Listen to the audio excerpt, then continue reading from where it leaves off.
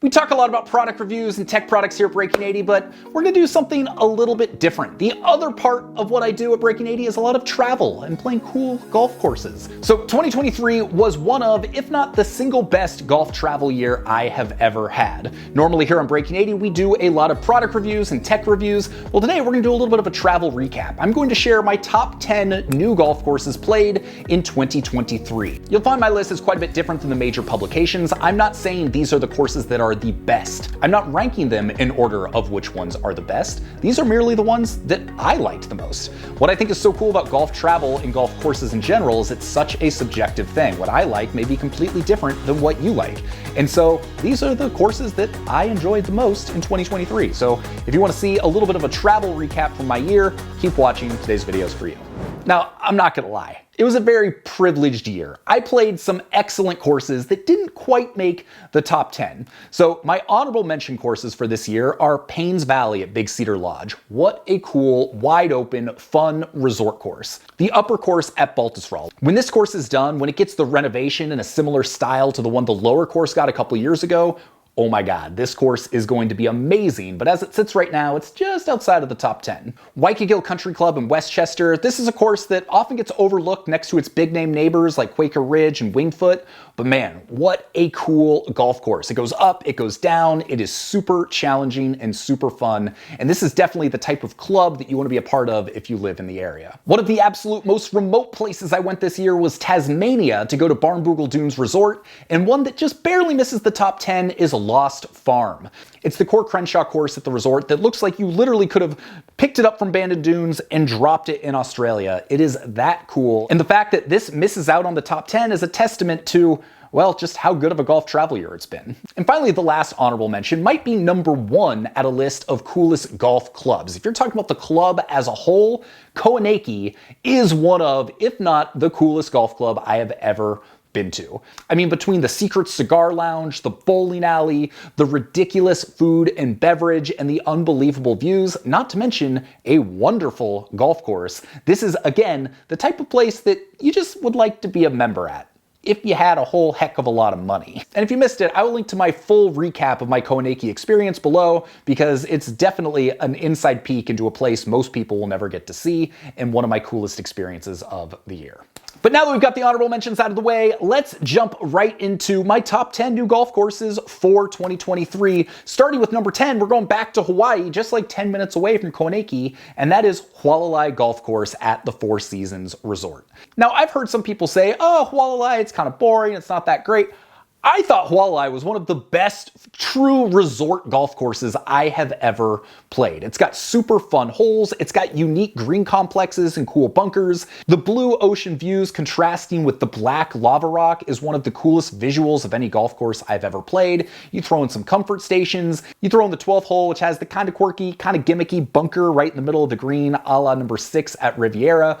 But it's all these kind of fun, memorable little moments that the golf course has that made me just want to run back out and play it again. So it's admittedly not a cheap golf vacation, but if you're looking for a luxury resort to take your family to and you want to play some really fun golf in the process, I would go check out Hualalai. Number 9 may have the best collection of par 3s I have played this year and maybe ever, and that is Victoria Golf Club in Melbourne, Australia. Victoria comes right out of the gate with a super fun, drivable par 4. I can't remember the last time I played a course that started with a drivable par 4, and then once you get into the par 3s, which play up, they play down, they've got awesome views and just look so unique. It is such a cool golf course. Once again, this is a course that kind of gets overshadowed at times next to some of its more famous neighbors, but it's one that if you find yourself in Melbourne and you're able to get out and play it, is absolutely one you should not miss. Number 8 was my last golf trip of the year, and that is the Preserve Golf Club outside Carmel. The Preserve is set on a 20,000 acre nature preserve.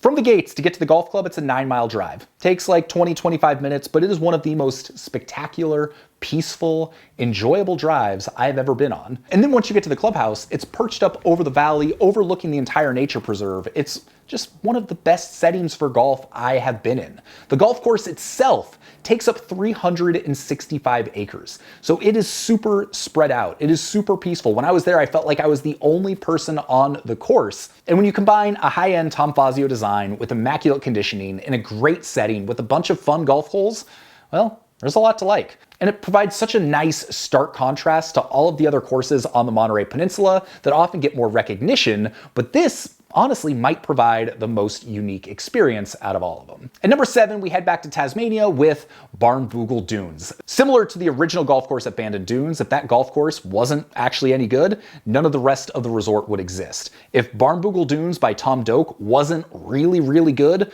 the rest of the resort wouldn't exist. So fortunately for all of us, it's phenomenal. It's got some of the most massive sand dunes I have seen on a golf course. It has some great drivable par 4s like so many of the courses in Australia do. And its remote setting and the fact that I had to get on 1, 2, 3 flights and then drive an hour to get there, like that just makes the experience all the more special. So personally, I prefer Barnbougle over Lost Farm, but their short executive course Bougle Run, I don't know, that might be the most fun out of all of them.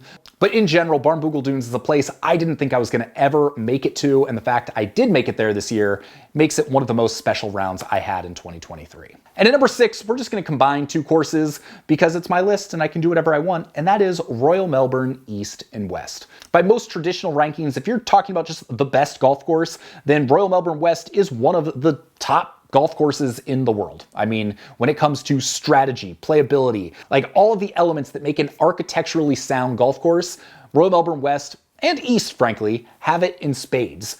You play the opening hole at West and you're kind of like, like I'm not sure. Like this is supposed to be one of the best golf courses in the world.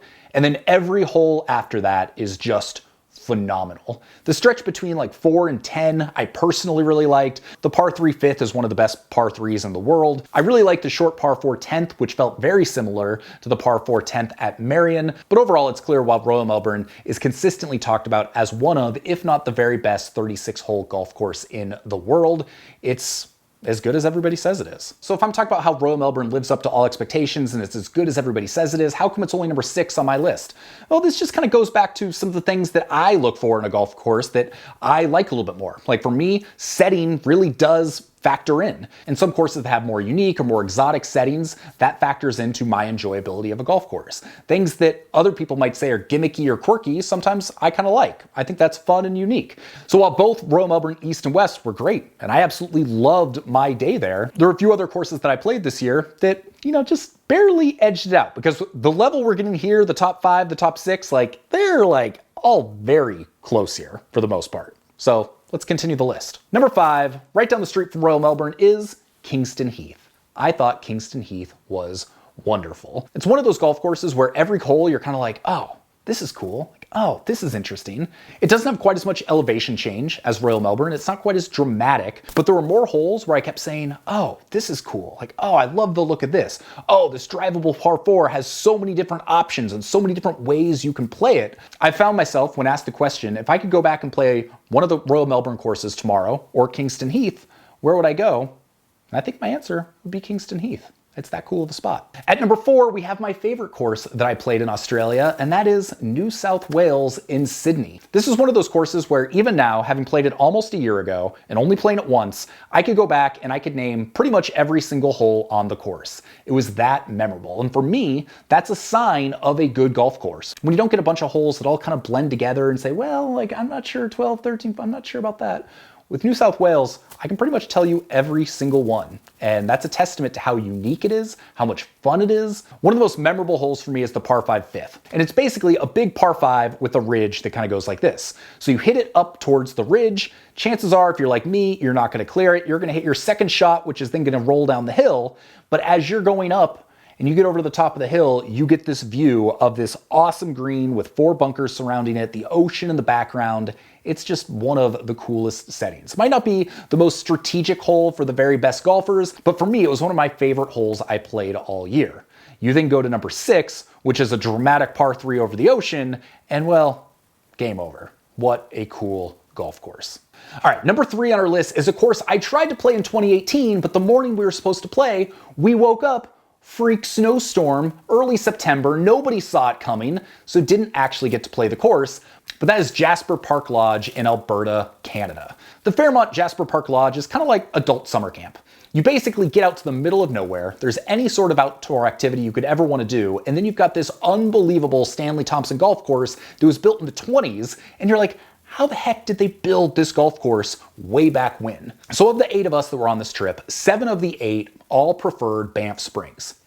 Me, I was the one holdout. I personally like Jasper better than Banff. Banff, the view's far more dramatic. But Jasper, this was another one of those courses where every golf hole I got to, I was like, oh, this is cool. Like, oh, I've never seen this before. Oh, this view is wild. Oh, what they're doing with the bunkering is so cool. And I had that throughout the entirety of the round. And this was another one of those where I finished my first round. I was like, all right, yep, let's go again. This was so cool. I can't wait to go see this. The only bummer is rooms at the Fairmont are very expensive for what they are, and it is a hike to get there. So I'm not sure when I'm going to go back, but Jasper Park Lodge has solidly made it into my personal top 20 list of golf courses I have played throughout my life.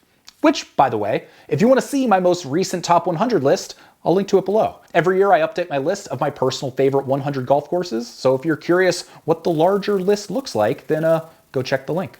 Number 2 starts with what might be the best text message I received all year. It said, "Hey Sean, hope all is well. Any interest in playing Oakmont June 5th? Why, yes. I would be happy to fly out and play Oakmont on June 5th, and it was one of the most special golf days I have ever had. Oakmont is without question the best test of golf I have ever played. It forces you to hit every shot. I thought because it's got a reputation for being so difficult, it was also going to feel unfair, but it really doesn't. It just asks you to hit certain shots, and you either hit them or you don't. And if you don't, it's going to be a long day. But if you do, you feel, well, you feel very accomplished. And when you go into the clubhouse at Oakmont, it just oozes history. I don't think there's a single other golf clubhouse that I have walked into that gives you the same feeling that Oakmont does. Just knowing how many US Opens have been played there, just knowing how many people have played there over the years, over the decades, all of the memorable moments. Every single bit of Oakmont lived up to the hype for me, and I'm not even that good of a golfer. In fact, I'm a highly mediocre golfer, but it was still incredibly enjoyable despite being such a difficult course. And so this was the second course I played this year that actually moved into my top 10 all-time courses. And finally, my favorite course that I played this year, which currently resides at number 3 on my all-time list, is Friar's Head. Friar's Head is a Core Crenshaw design that's out in Long Island, New York. It's a very hard invitation to get. And it's a course that I have wanted to play for years that I never thought I would have the opportunity to play. And then a very generous stranger, a friend of a friend, was like, yeah, sure, I'll help you out. Come on out. They've got awesome views and just look so unique. It is such a cool golf course. And what we were treated to was one of the best golf days I've ever had. Perfect weather, perfect company, perfect golf course. Holes 14 through 18 might be the best finishing stretch I've ever played on a golf course. Fun, strategic, enjoyable, like it's got everything. Friar's Head is the rare place where your expectations are up here and the course like exceeds it. Like you can't see this, but my expectations are here. It was like way up here. It was that good. Whether it's the unique setting for the first green, which is perched way up high, number 9, a downhill par 4 coming back at the clubhouse, there was just too many memorable moments on that golf course to count. And it's one that without question quickly rocketed into my top 5 favorite courses I have ever played, and I hope I have the opportunity to play it again sometime soon. So there you go. Those were my favorite new courses that I played in 2023. I have no idea what 2024 is going to bring, but honestly, if the golf is even half as good as it was this last year, then well, we're doing pretty well. I hope that you had an excellent year. I hope that wherever you are, the weather is good enough that you can be playing golf in January, and that I can come join you, because here in Portland, it's still looking a little gray. So I'm looking forward to traveling someplace soon to get some new rounds on the books. I hope you enjoyed my travel recap for the year, and we're going to have plenty of product reviews coming in the very near future. My name's Sean Ogle. I'm the founder of this thing here at Breaking 80, where we talk about cool golf courses and cool golf products. If you enjoyed this, thumbs up, subscribe, drop a comment. Let me know what your favorite golf course you played was in 2023, and maybe where you're looking to play in 2024. I would love to hear from you. Have a great day. We'll see you on the next video. Peace.